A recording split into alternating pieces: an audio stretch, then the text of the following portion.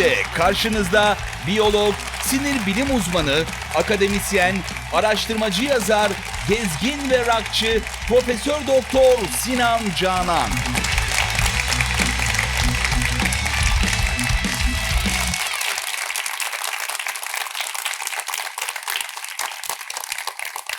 Merhaba sevgili dostlar, hepiniz hoş geldiniz. Efendim sizler de stüdyomuza hoş geldiniz. Sinan Canan'la Açık Beyin, her cumartesi akşamı olduğu gibi yine sizlerle birlikte çok şükür 101. bölümümüzle efendim ikinci yüze doğru seyahat etmeye devam ediyoruz. Bakalım nereye kadar gidecek.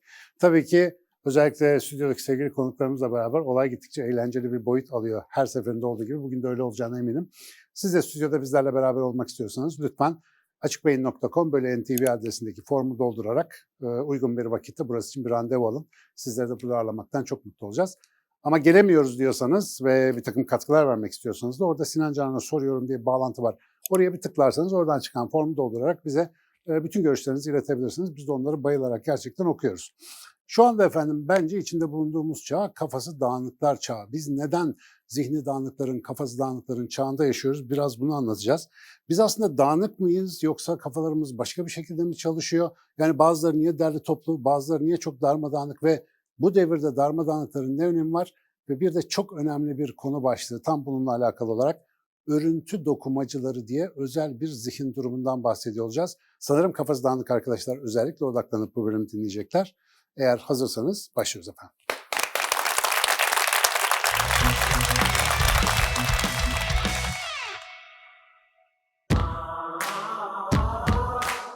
Yakın zamanda hiçbir şey yapmadan 5-10 dakika bir duvara falan bakan oldu mu böyle hiçbir şey yapmadan? Duvara baktınız mı gerçekten? Tamam, bir anormal olduğunuzu biliyordum ama bu kadar o değildir yani. Yani aslında bir binaya bakıyorsunuz, işte bir insan yapısı bir şey ama gayri ihtiyari size yüz ifadesi olan bir duygu taşıyan birisi gibi gözüküyor. Hemen hatta birçoğunuz bunun gibi bakmaya başladınız biraz önce. Aslında temelde gördüğünüz şey ağaçlı bir ortam manzarası. Fakat ne yaparsanız yapın oradaki o yüzü görmeden edemezsiniz. Çünkü beyniniz için öncelikli olan anlamlı örüntüyü bulup çıkarmaktır. Bu ne anlama geliyor? Biz dünyayı olduğu gibi görmüyoruz. Her gün gün doğumunu gören binlerce, milyonlarca insan var. Ama belki 2-3 tanesi vay be, güneş doğuyor arkadaş diyebiliyor.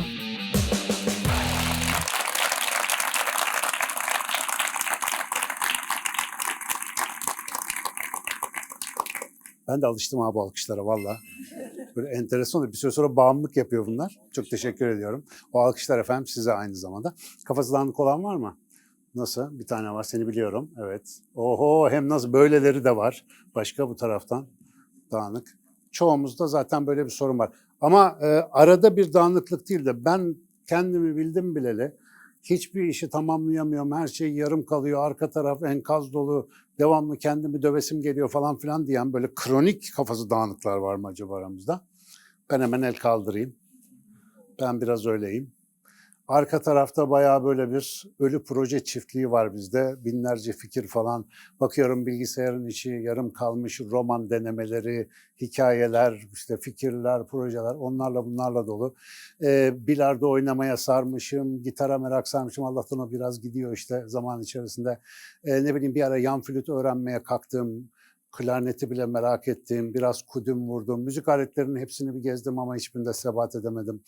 Bir ara grafiker olayım dedim. Sonra biyologluk iyi geldi. Oradan devam ettim. Derken işte benim akademik kariyeri biliyorsunuzdur arkadaşlar. Yani biyolojiden mezun olduk. Tıp fakültesinde asistan sonra hoca olduk. Arkasından psikoloji bölümüne girdik. Beni emekli etmeseler de muhtemelen astronomi de bir uğraşı alanı olacaktı en sonunda ama böyle bizim gibi tipler bu tabii. Allah'tan herkes bizim gibi değil bu arada. Yani benim gibi değil.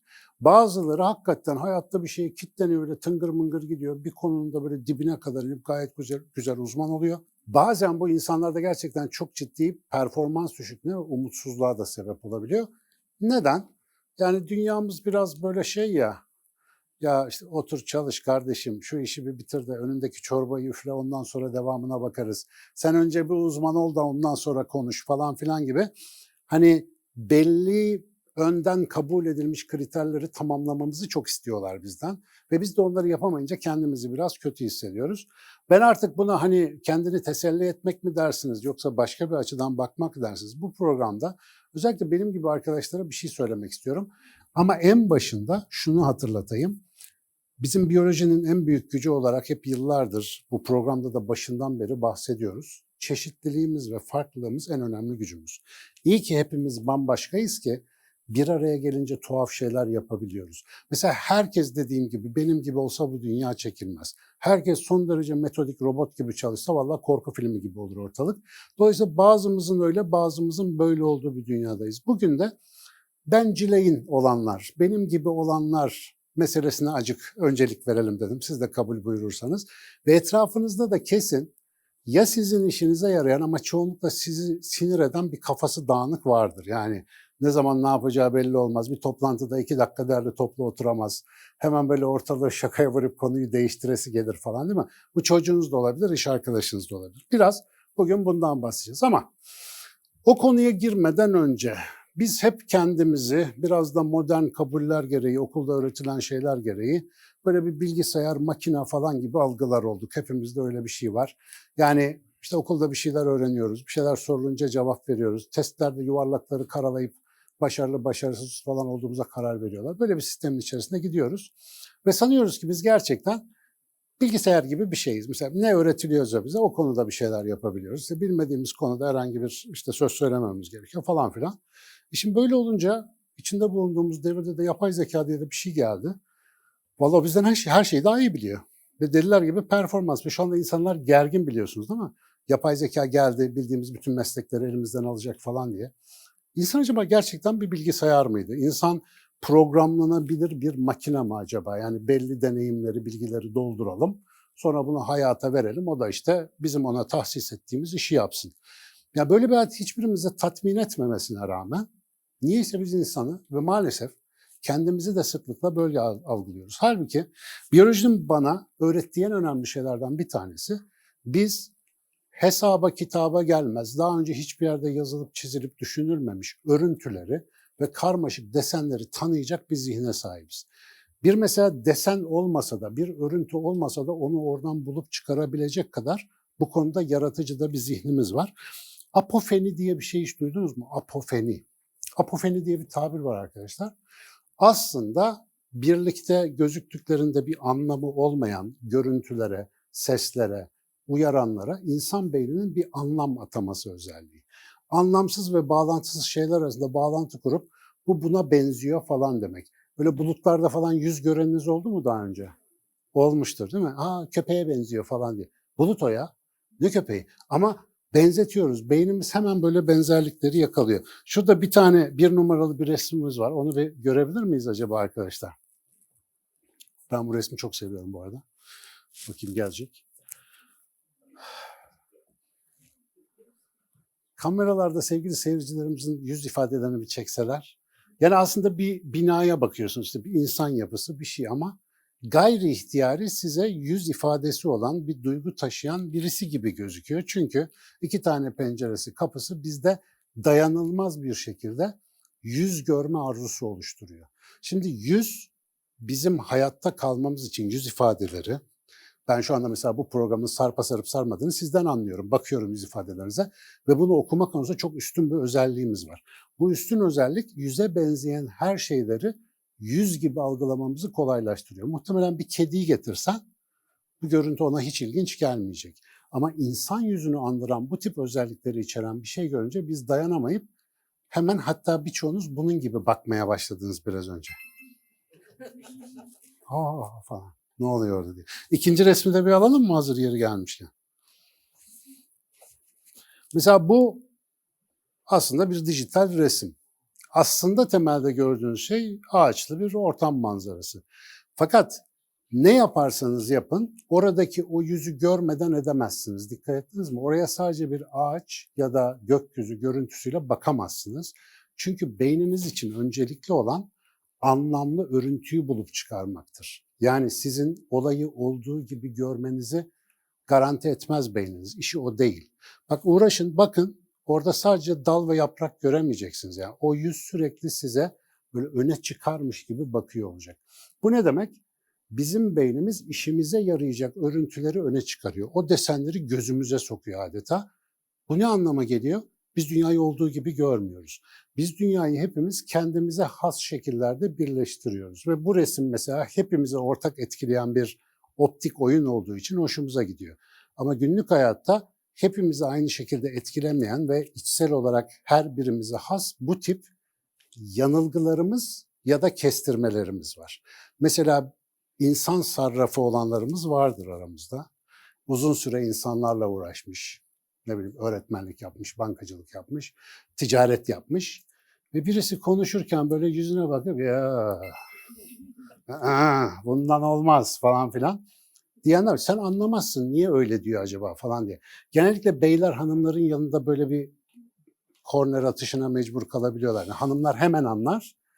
Adamcağız dedi ki ne var ya ne yaptı ki falan diye böyle hemen savunmaya geçer. Ama kadınlarda bu örüntü okuma biraz daha yüksek kabiliyetli bir sisteme dayandığı için erkekler o konuda biraz daha fazla yerler. O yüzden özellikle evli ve işte partnerleri olan beyefendilere uzun vadeli kararlarda hanımların da görüşlerini almalarını buradan tekrar bir hatırlatayım. Kısa vadeli ani kararlarda erkekler fena değil ama uzun vadelilerde bu örüntü tanıma işinden hanımlar daha avantajlı. Şizofreni hastalığının önemli belirtilerinden biridir apofeni. Yani var olmayan bağlantıları kurmak. Burada bu taşı gördüm, demek ki buraya uzaylılar uğramış. Bunu zamanında Anunnakiler getirdi, buraya bıraktı falan filan diye böyle komplo teorileri kurmaya çok meyyal zihinlerin bazıları şizofreniye de çok yatkınlar. Ama şimdi şizofreninin belirtilerinden bir tanesi diye bu apofeni dediğimiz durumu hastalık olarak mı algılayacağız? Her türlü patolojik durumda ya da olumsuz durumda bizim bazı biyolojik özelliklerimizin aşırı çalışması söz konusudur. Mesela otizmde aşırı dikkat. Dikkat iyi bir şey ama onun aşırısı bazı şeyleri görememeye sebep oluyor. Apofeninin de aşırısı problem olduğu gibi normalde hayatta işe yarayan bir kısmı var. Aslında bugün özellikle beynin bize pek anlatılmayan bu tip özelliklerini konuşmak istiyoruz. Bir de baştan beri 100 bölümdür. Açık Beyin'i seyredenler varsa ki aramızda var biliyorum. Default Mode Network diye bir şeyden ya da varsayılan durum şebekesi diye bir şeyden çok bahsettiğimi duymuş olabilirsiniz. Sınav yapmayı sevmiyorum ama böyle bir şey hatırlayan var mı? Kulağına çalınmış olan var mı acaba? Varsayılan hal. Sen hatırlıyorsun galiba. Bir mikrofon alabilir miyiz? Yani bu kadar tıp fakültesinde bile zor bilinen teknik bir mevzuyu şu televizyon programında isminiz neydi? Yiğit Hocam. Yiğit tekrar hoş geldin. Yiğit söyleyecek olursa ben vallahi akademik olarak görevimi yapmışım demektir. Evet. Yani şöyle aslında Default Mode Network varsayılan durum şebekesi dediğimiz olay beynin herhangi bir duyusal girdi almadığı durumlarda dikkatini herhangi bir yere vermediği, odaklamadığı durumlarda kendi kendine bulunduğu bir hal. Bulunduğu bir durum yani. Alkışlarım ben olsam. Çok yakında Teşekkür Yiğit'in Açık Beyin'deki eğitimlerine katılabilirsiniz efendim. Bence başlayacak. O kadar güzel anlattın ki bu arada bravo. Tam kitabı tabire çok Teşekkür yakın. Beyin herhangi bir özel bir işe konsantre değilken, özel duysal bir girdi almazken, meşgul edilmiyorken yani gezinme haline biz Default Mode Network diyoruz. Seviyor musunuz o kafayı? İşte yakın zamanda hiçbir şey yapmadan 5-10 dakika bir duvara falan bakan oldu mu böyle hiçbir şey yapmadan? Duvara baktınız mı gerçekten? Yani bu tamam bir anormal olduğunuzu biliyordum ama bu kadar o değildir yani. Arkadaşlar gerçekten böyle bu arada bir teknik var.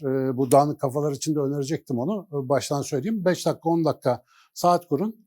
Boş bir duvara bakın. Önce çok zor geliyor ama o 10 dakika özellikle bir boş bir yere bakabilirseniz tam o Default Mode Network'ün de tadını alacaksınız ve ne işe yaradığını daha önce hiç görmediyseniz göreceksiniz. Özetle hani böyle çözemediğimiz bir sürü derdimizin çözümü duştayken, tuvaletteyken, otobüs beklerken falan geliveriyor ya. Ya bir anda ne oldu? Pıt diye zihninizde bir ampul yanıyor ya. Bu ampullerin yandığı zaman genellikle bu default network zamanı. Ve bu default mode dediğimiz ya da varsayılan durum dediğimiz halde beyin özel bir dışsal ya da içsel konuyu işlemediği için ne yapıyor? Siz mesela evde boş kaldığınızda ne yapıyorsunuz? Hanımlar özellikle. Ortalığı toplamıyor musunuz şöyle? Şunu şöyle, bunu böyle. Bu ne arıyor burada ya falan diye getirip oraya koyuyor. Zihnimizde bir derleme toplama işlemi başlıyor tabiri caizse. Ve derleme toplama işlemi eğer zihin sakinse depresif bir durumda değilse, sürekli endişeli ve kötü bir şeyler düşünmeye fazla alıştırılmamışsa gezinmeye başlıyor ve diyor ki ya biz diyor bir haftadır şunu düşünüyoruz ama diyor benim daha önce de öğrendiğim şöyle bir şey bununla ilgiliymiş ya diyor, alıyor onları bir bağlıyor birbirine, tank diye kafanızda bir ampul yanıyor.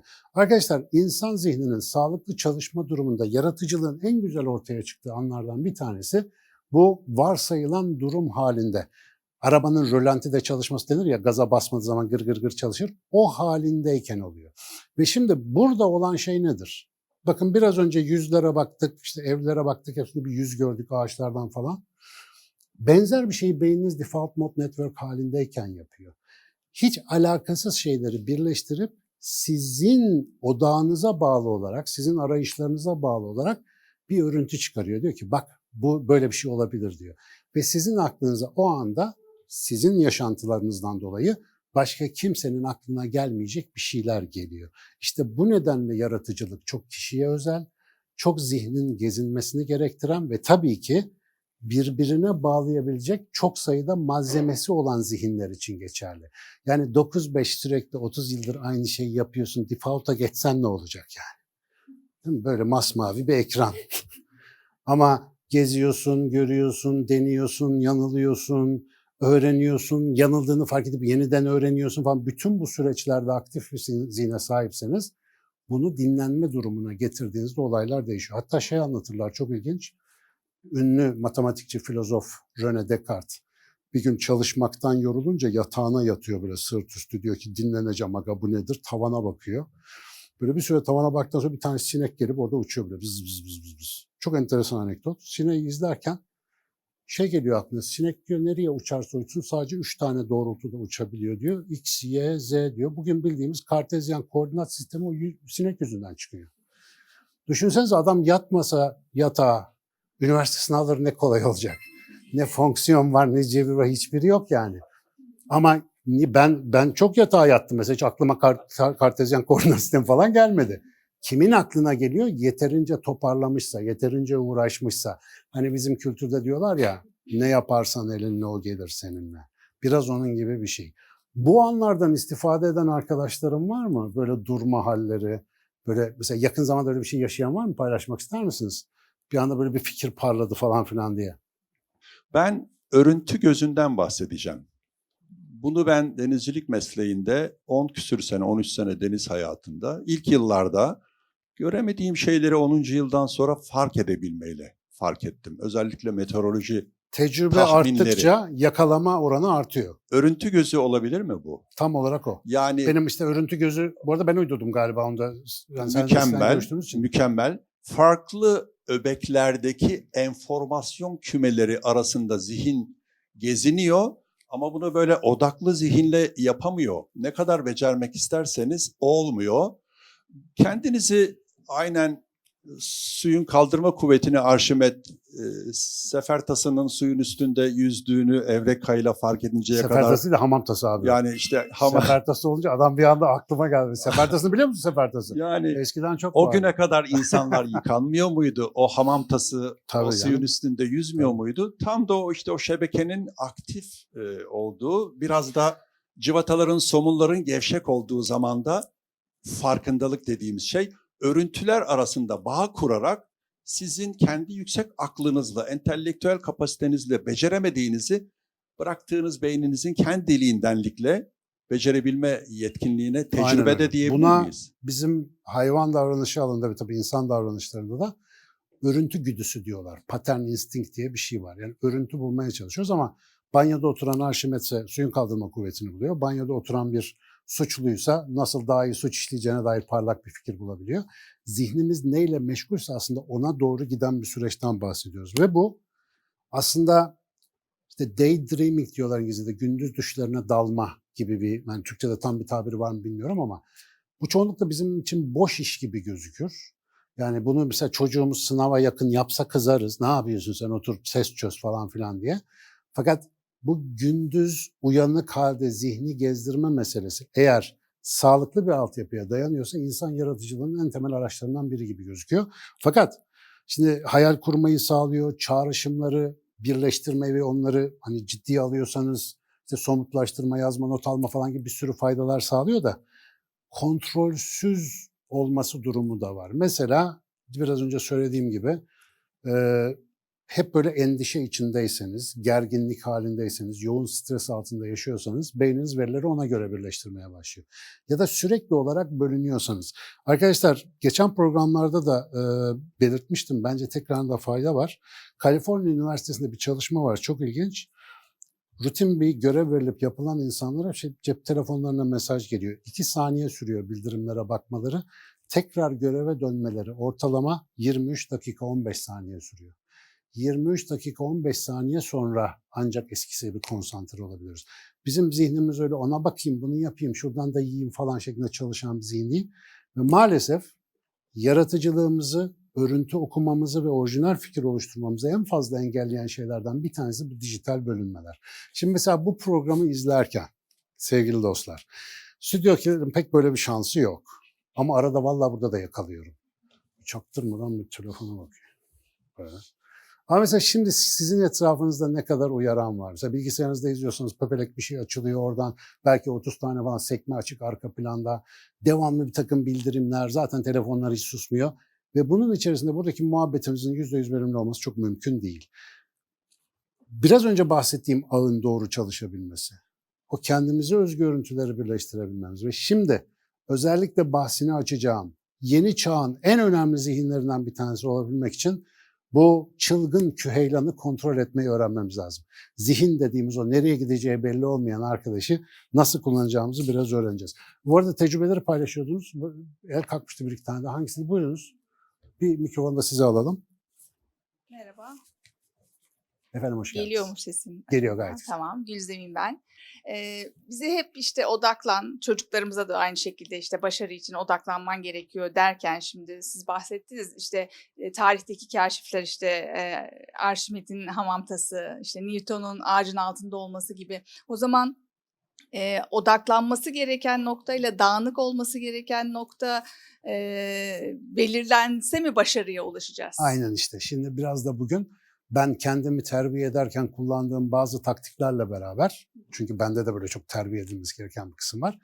Literatür de bu konuda ne diyor biraz ona bak. Şimdi etrafımızda maymun iştahlı var mı çok? Kendiniz dışında, sizin dışınızda. Siz böyle tıngır mıngır giderken sizin de dikkatinizi dağıtan, oradan oraya zıplayan, ne gün ne yaptığı belli olmayan. Ya benim burada sevgili hocam Profesör Doktor Cafer Marangoz'u anmak isterim. Bir gün beni tanıyan birileri de hocayla beni konuşuyorlarmış. Benim de bir laboratuvarım var Samsun'da. Sabah giriyorum gece yarılarına kadar bazen gece orada kaldım. Böyle laboratuvarda yaşadığım bir dönem. Demişler ki ya Sinan ne yapıyor bu kadar laboratuvarda? Bizim Cafer Hoca'nın sözü çok güzel. Yıllardır benim sloganım oydu. Sinan diyor bir acayiptir. Ne işi iştir ne eli boştur. Hiç duydunuz mu lafı? Ne işi iştir. Yani bu çocuğun ne yaptığı belli değil. Çünkü bir gün müzik çalıyoruz, bir gün farelerde deney yapıyoruz, bir gün konferans, bir gün garip garip eğlenceler. O laboratuvarda her şeyi yaptığımız bir yer olduğu için dikkati dağınık bir insan olarak mesela etrafımdaki insanları çok yorduğumu biliyorum. Siz böyle yoran birileri var mı? Var mı yoksa? Metin'in var galiba. Merhaba hocam, Metin ismim. Metin hoş geldin. Hoş buldum. Enneagram perspektifinden aslında bizim de çalıştığımız ve siz de iyi bilirsiniz tip 7 mizacın ben Jules Perot'un İrade Eğitimi kitabından almıştım. Tip 7 mizaç kendi üzerinde çalışmadığında en çok geçen direksiyona benlik, sinek zihinli benlik. Benden bahsediyor. Ben de arkadaşlarla konuşurken geri bildirim genelde şu şekilde oluyordu. Ya Metin abi sen konuşuyorsun ama benim arkada 1 milyon tane başka şey var kafada. Ben seni dinleyemiyorum. Kusura bakma tekrar söyler misin şeklinde. Sorma ben şu anda benim gibi birilerinin bu programı izlediğini hayal edince son derece çöküntüye uğruyorum. Yani çünkü benim de bir şeye konsantre olmam o kadar zor ki. Bu arada Enneagram 9 kişilik tipi demek. Bunlardan bir 7 numarası var ki ben de ona dahilmişim. Öyle diyor testler ve görüntüler. Bizler doğuştan ya da mizaç olarak biraz böyle fazla zihinsel zıplamaya meyilli, devamlı yenilik arayan arkadaşlar. 9 tipin her birinde aslında farklı farklı özellikleri var. Biz bugün aslında burada biraz böyle aşırı heyecanlı eski ifadeyle müteheyyiç derlermiş Osmanlıca'da buna. Müteheyyiç, aşırı böyle oradan oraya zıplayan zihinlere sahip insanlar. Ve bu insanların da eskiler demişler ki Hani bunların gıdası ya laf dalaşında ya çalışmaktadır. Yani bir işe oturup o da başarı kazanamazlarsa şey olamazlar. Hani kendilerini iyi hissedemezler ve hayatta tatmin yaşayamazlar. Şimdi öncelikle şu biraz önce ağaçlarda bilmem nelerde şey gördük ya, insan yüzleri falan. Biz bunu görünce ne oluyor arkadaşlar? Artık açık beyni takip edenler biliyor. Ortada diyelim böyle hiç anlamsız bir sürü çizgi, şekil bir şeyin olduğu bir yerde patadanak diye bir yüz gördüğünüzde beyninizde ne oluyor olabilir? Biraz önceki yüz ifadelerinizi hatırlıyorsanız onu görünce böyle bir şey olmuşsunuz. Bu hangi kimyasalın yüz ifadesi olabilir sizce? Artık çok tanıdığınız bir kimyasal o. Kimyasal. Bir kimyasal madde. Kortizol, stres hormonu. Niye olsun kortizol? Daha tatlış, hoş, zevkli, haz, dopamin. Dopamin ya. Bak dopamin ne yapıyor biliyor musunuz? Aha bu anlamlı bir şey diyor. Pat diyor, salgılanıyor, oraya bir işaret koyuyor. Ve sizin zihniniz artık onu kaydediyor. Biraz önce ağaçlardan oluşan o yüzü görmeden edememenizin en önemli sebebi dopamin sistemi diyor ki kardeş yüz var burada, adamı hasta etme, burayı ben işaretledim diyor. Başka yerle uğraşma diyor. Yani sen oraya bak. Şimdi bizim zihnimizin birleştirici özelliği aynı zamanda haz verici bir durum. Yani bize haz veriyor yeni bir fikir bulmak, bir çözüm bulmak, yolumuzda bir adım daha ilerleyebiliyor olmak. Ama şimdi mesela günümüz dünyasında biraz önce kendilerini andığım arkadaşlar ki onları iyi tanıyorum, ben de onlardan biriyim. İşte bilgisayarlarında bir sürü pencere, efendim internet tarayıcılarında tonla sekme, her birinde ayrı bir form sayfa, oradan YouTube videosu oynuyor, buradan bilmem ne dönüyor, bir başka yerde oyun oynuyor, bir şey yapıyor. Devamlı bu hallerde. Sonra evine bakın, mesela daha sonraki bölümde bunu konuşacağız. Özellikle bu bölümü hazırlık yaparken konuşmamız gerektiğini fark ettim. Evinizde kaç tane nesne olduğunu bir sayın. Bir sürü şeyimiz var ve hepsini bir hevesle alıyoruz. Çoğu zaman aldığımızı bile ertesi gün unutuyoruz. Onlar bir köşede kalıp kalıyor. Devamlı hayatımızda dokunulmamış eşyalar, ilerlenmemiş fikirler ya da projeye dönüştürülmemiş işte parlak fikirler, başlanmış bitirilmemiş projeler, yarım kalmış bir sürü enkaz içerisinde çevrilmiş vaziyetteyiz. Niye böyle? Ya kısacık ömür var kardeşim, yani niye bunu yapıyoruz? Demek ki bir tarafımız buralardan bir şeyler umuyor. Ve biz bu gezdiğimiz yerleri birbirinden bağımsız, kopuk ve yarım kalan şeyler şeklinde algılamaya devam ettikçe bu hayat daha güzel olmayacak arkadaşlar. Benim size birazdan başka bir teklifim olacak. Hocam Betül ben. Şöyle Betül, bir hoş şey geldin. söylemek istiyorum. Hoş bulduk, teşekkürler. Şimdi belki de yarım dediğimiz aslında tamdır. Çünkü her şeyi Sen de hep böyle tamamıyla, felsefi giriyorsun konuya var ya.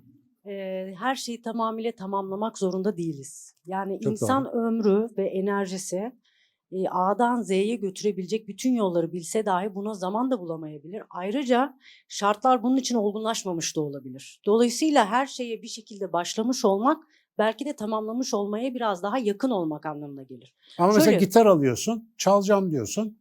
Öğrenemeden atıyorsun bir kenara. Şimdi gitar alan ve çalmak isteyen kişinin muhtemeldir ki zihinsel olarak eğer o bağlantı gerektirecek olan hormonları salgılamadıysa kendi içerisinde mizacını zorlaması gerektiren yeterli donanıma genetik olarak sahip değildir anlamına gelir.